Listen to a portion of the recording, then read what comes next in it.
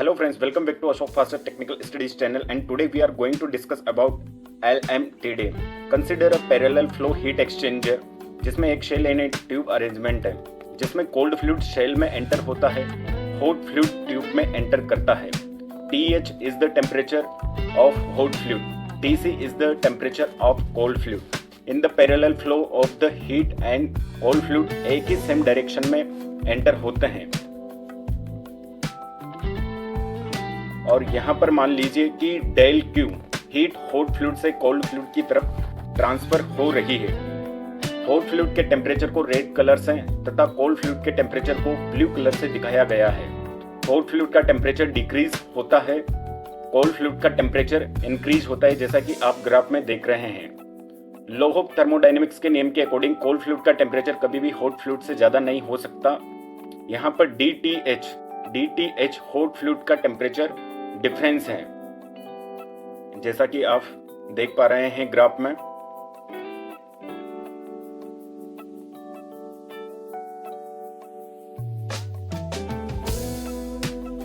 और यहाँ पर हॉट और कोल्ड फ्लूइड जो है पैरेलल में है। कोल्ड फ्लूइड का टेम्परेचर कभी भी हॉट फ्लूइड से ज्यादा नहीं होगा।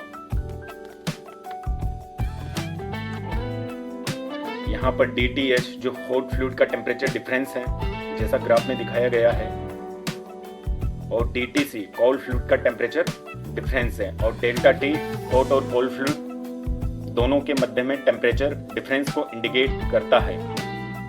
ग्रीन, यहाँ पर green colour small surface area है हॉट फ्लूइड का, जैसा कि इस ग्रीन कलर में दिखाया गया है। इसको DAS से डिनोट किया जाता है, जैसा कि आप इस डायग्राम में देख पा रहे हैं। DAS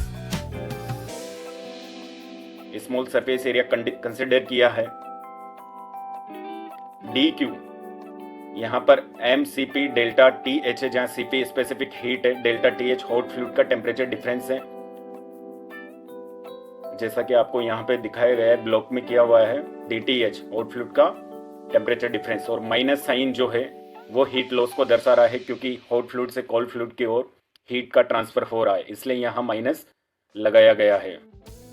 और यहाँ कोल्ड फ्लूइड की इक्वेशन को MCP डेल्टा T से लिखा गया है, जहाँ का DTC टेम्परेचर डिफरेंस है। कोल्ड फ्लूइड के द्वारा ली गई उष्मा हॉट फ्लूइड के द्वारा दी गई उष्मा के बराबर होगी। दोनों के एनर्जी बैलेंस की ये इक्वेशंस हैं, जहाँ से डेल्टा TH की वैल्यू हम निम्न प्रकार से प्राप्त कर सकते हैं। यहाँ पे देखिएगा, डेल्टा TH की वैल्यू निम्न प्रकार से कर सकते हैं, और इन दोनों इक्वेशन से हमें ये इक्वेशन प्राप्त होती है। Delta Q is equal to U delta TS TC, जहाँ U overall heat transfer coefficient है। कंडक्शन से होने वाले हीट ट्रांसफर के लिए इस इक्वेशन को याद रखें, जो व्हाइट बॉक्स में आपको दिखाई गई है। और ये जो दो इक्वेशन है एनर्जी बैलेंस की इक्वेशंस को रिप्रेजेंट करती है।